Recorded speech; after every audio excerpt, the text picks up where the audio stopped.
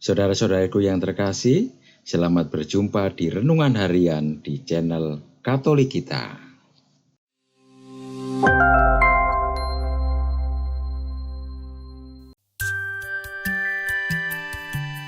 Hari ini, Selasa, 3 September 2024. Perayaan wajib Santo Gregorius Agung, Paus dan Pujangga Gereja. Bacaan pertama.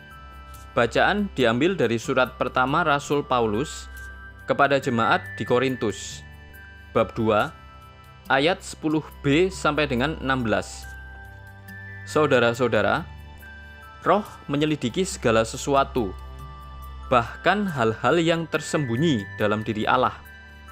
Siapa gerangan di antara manusia yang tahu apa yang terdapat di dalam diri manusia selain roh manusia sendiri yang ada di dalam dia? Demikian pula, tiada orang yang tahu apa yang terdapat di dalam diri Allah selain roh Allah. Kita tidak menerima roh dunia, tetapi roh yang berasal dari Allah, supaya kita tahu apa yang dikaruniakan Allah kepada kita. Dan karena kami menjelaskan hal-hal rohani kepada mereka yang mempunyai roh, kami berbicara tentang karunia-karunia Allah dengan perkataan yang diajarkan kepada kami, bukan oleh hikmat manusia, tetapi oleh roh.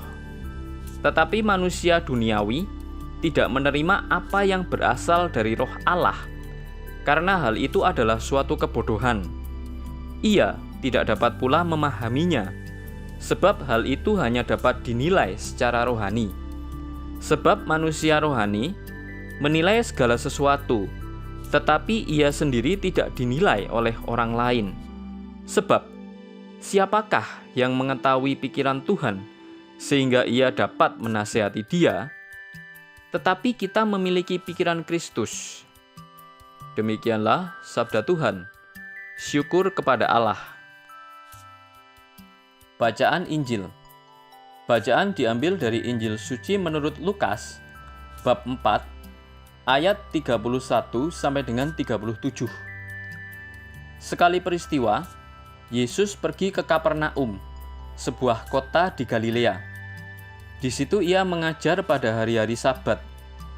Orang-orang takjub mendengar pengajarannya, sebab perkataannya penuh kuasa. Di rumah ibadat itu, ada seorang yang kerasukan setan. Ia berteriak dengan suara keras, "Hai engkau, Yesus orang Nazaret, apa urusanmu dengan kami? Engkau datang hendak membinasakan kami? Aku tahu siapa engkau. Engkaulah yang kudus dari Allah." Tetapi Yesus menghardik dia, katanya, "Diam, keluarlah daripadanya."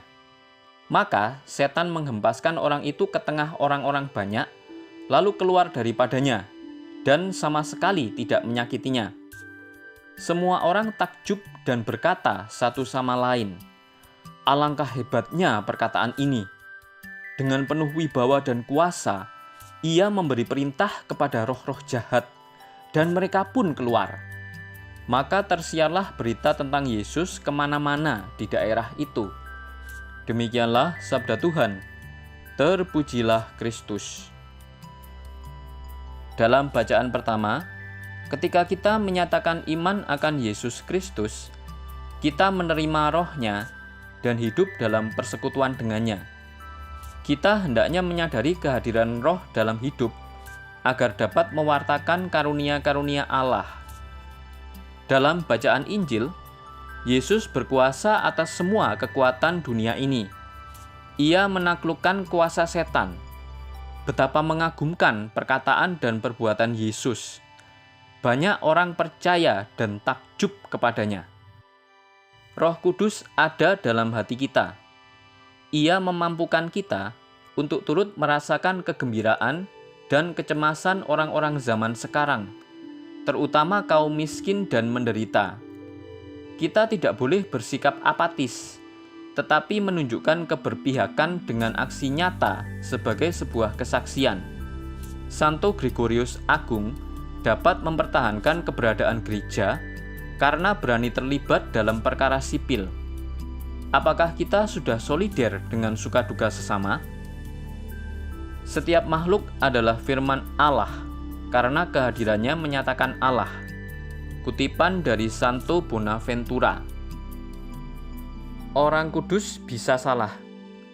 Santo Gregorius Agung pernah mengatakan, "Saya tidak bisa menyangkal bahwa saya bisa salah karena lamban dan lalai. Semoga pengakuan akan kegagalan membuat saya mendapat pengampunan. Ketika hidup dalam komunitas monastik, saya mampu menjaga lidah dari topik yang tidak berguna dan mencurahkan pikiran saya pada hidup doa yang tertib. Sejak memikul beban reksa pastoral, saya tidak bisa terus mengingatnya, karena pikiran saya terganggu oleh banyak tanggung jawab. Marilah kita berdoa. Allah Bapa yang Maha Bijaksana, Engkau membimbing umat-Mu dengan kelembutan dan memimpinya dengan kasih.